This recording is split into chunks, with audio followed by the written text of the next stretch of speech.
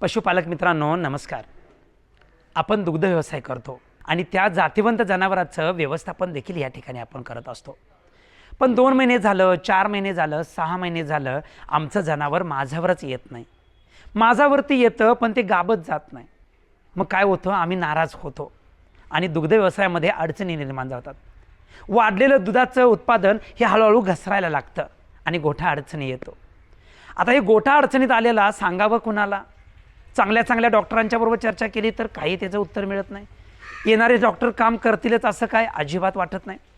पण हे सगळं महाराष्ट्राचं ही सगळी अडचण आम्ही जाणून घेतलेली आहे आणि आम्ही एक चॅलेंज स्वीकारलेलं आहे की आज महाराष्ट्रामध्ये कत्तलखान्याकडे जाणारी आम्हाला जनावर वाचवायचे आहेत. यासाठी आम्ही चांगल्या एक्सपर्ट डॉक्टरांची टीम या ठिकाणी आम्ही तयार केलेली आहे.